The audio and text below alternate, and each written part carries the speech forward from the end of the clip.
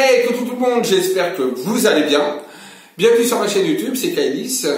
Aujourd'hui, je vais vous faire une vidéo qui va traiter de certains voyants, médiums, et également de marabouts et sorciers, mais déjà des voyants et des médiums qui osent annoncer des décès donc de personnes célèbres en mettant leur prénom, et même des personnes non célèbres. Et également parler des charlatans au niveau sorcellerie, marabout et autres.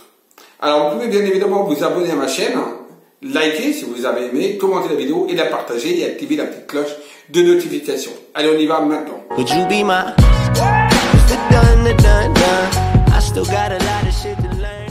Alors, je fais cette vidéo par rapport à certaines, parce que j'ai vu justement des prédictions pour 2019 sur un guide de la voyance, un guide soi-disant de la voyance, et qui met justement cette voyante qui parle du décès par exemple de Jean-Paul Belmondo en 2019 et qui parle également de l'hospitalisation d'Alain Delon.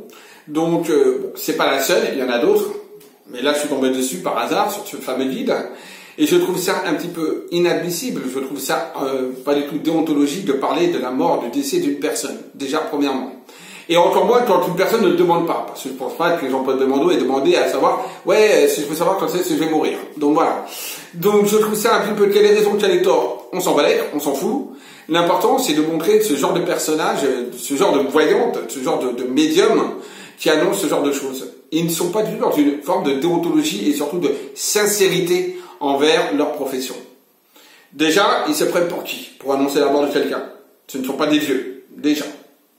Donc, comme ce ne sont pas des dieux, ils n'ont pas à annoncer la mort d'une personne. Qu'ils aient raison ou qu'ils aient tort. Si la famille ne demande pas, oui, est-ce que un tel va mourir ou pas, pour toi l'annoncer, tout simplement. Donc déjà, je trouve ça déjà scandaleux, inadmissible. Déjà qu'un média, donc un guide, qui se dit être un média, sur la voyance de la médiumnité, laisse cette chose faire et le poste. Et que la voyante le fasse, c'est encore plus scandaleux aussi. Donc par rapport à ce genre de personnes, arrêtez, tout simplement arrêtez. Vous n'êtes pas Dieu, arrêtez de vous prendre pour je sais pas quoi.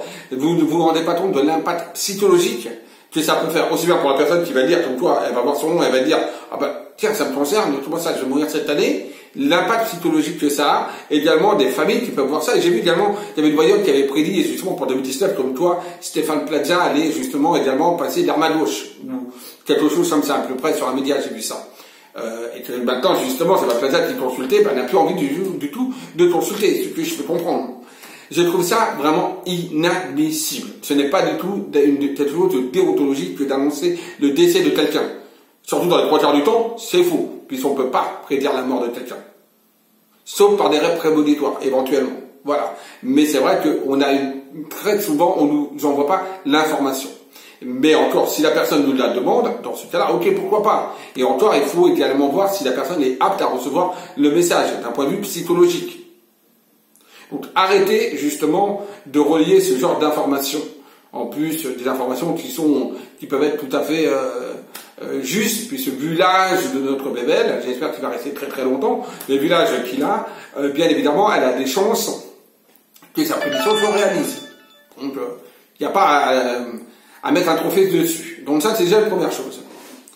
Après, je vais également parler pour vous par rapport à certaines, parce que je vois des marabouts, des sorciers qui disent ouais, retour de l'être aimé, venez me consulter, je vais vous faire gagner au loto, je vais vous trouver des bons numéros, vous allez être multimillionnaire, vous allez réparer, parce que j'en ai même vu, qui réparent les PC également à distance. Waouh, même plus besoin d'informaticien maintenant.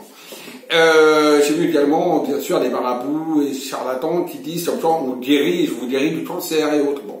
Tout ça, ça n'existe pas. C'est pas possible. D'accord? Il faut savoir que déjà, le retour de l'être aimé, ça n'existe pas. On peut pas faire revenir quelqu'un qui est parti s'il a plus de sentiments, etc. Donc déjà, on va déjà être très clair. Certes, il y a certaines magies qui se font dans certains pays, comme en Afrique, en Haïti, etc., des trucs de vaudou et autres. Maintenant, là, on parle vraiment de cette chose beaucoup plus poussée, et il faut savoir que c'est là-bas que ça se passe. Et encore, ce n'est pas prouvé à 100%, je dirais même pas à 10%, comme quoi c'est cette chose qui fonctionne. D'accord? Donc, ils font des manipulations énergétiques, certes, parce que pour moi, la magie, la sorcellerie, c'est juste des manipulations énergétiques. Donc, c'est-à-dire qu'on envoie des pensées, on envoie un égrégore de pensée. Pour la magie noire, un égrégore de pensée négatif. et qui impacte sur l'énergie de la personne. Mais ça s'arrête là. Il n'y a pas de truc franc, foufou, avec des pics, avec la petite statuette vaudou, etc. Tout ça, pour moi, c'est du fait. Et il faut savoir que ceux qui croient en ça sont bien sûr sujets à recevoir ce genre d'énergie-là, que la personne peut envoyer de manière négative. On appelle le mauvais œil, par exemple. D'accord? Ça, tout le monde a pu avoir un jour ou l'autre, en effet, ah bah tiens, je veux du mal à cette personne, et il lui envoie involontairement, même inconsciemment, une énergie négative qui fait le mauvais œil. Maintenant, ce n'est pas de la magie en tant que telle. Il faut bien se mettre en tête. Donc, en même temps, on ne peut pas guérir malheureusement du cancer, de la sclérose en plaques, ou du VIH, ou quoi que ce soit. D'accord? Ce sont les médecins qui font tout ça. Donc, encore une fois, voilà, ce genre de charlatanisme, et surtout et comme gagner par exemple au loto, ça se saurait, et en plus ça, ils le feraient pour eux. Déjà, pourquoi ils ne font pas pour eux? Déjà, posez-vous déjà la question. Donc surtout, n'allez pas voir ce genre de personnes que vous voyez dans les boîtes à lettres ou sur les mails, oui, j'ai vu pour vous, tatac. Tout ça, c'est du charlatanisme, c'est faux. Et ça fait du tort aux voyants médiums honnêtes et qui sont dans une déontologie, on va dire, de la profession. En plus, vous allez naturellement y laisser vos plumes. Parce que naturellement, ça coûte cher. Autre chose aussi, petit aparté par rapport aux voyants médiums, sachez qu'au niveau des tarifs, quand on me demande souvent, ouais, Kainis, c'est quoi à peu près les tarifs d'un bon voyant médium? Il n'y a pas vraiment on va dire, de tarifs, on va dire, fixes, d'accord? On a en effet des tarifs, par exemple, en région parisienne, qui peuvent aller, quand on rencontre là, le voyant médium, donc à domicile ou en cabinet, qui peut aller entre 80, 150, voire 200 euros. Un voyant médium qui vous prend au-delà de 500, de 400, de 500, même 300 euros, au-delà de 300 euros, ça commence à être un petit peu de l'arnaque. Ça commence à être de l'arnaque, d'accord? Que la voyante médium soit bonne ou pas, c'est de l'arnaque financièrement parlant, d'accord? Au-delà de 300 euros, c'est de l'arnaque. Donc, généralement, sur Paris, en région parisienne, ça tourne à domicile et en cabinet entre 80 et 200 euros, grand maximum.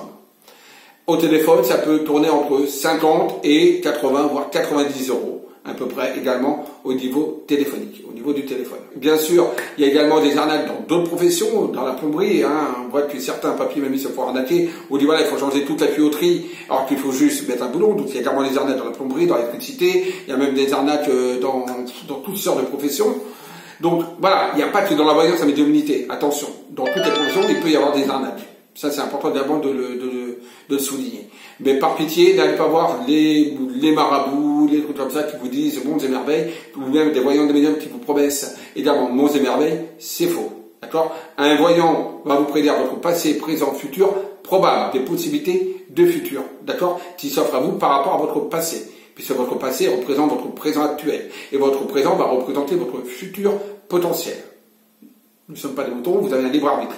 Le médium, lui, va vous transmettre des messages de vos défunts, d'accord? Ou va rentrer en contact avec une énergie supérieure, votre guide, pour vous transmettre des informations également sur votre chemin de vie, etc. Sur vos vies antérieures, d'accord?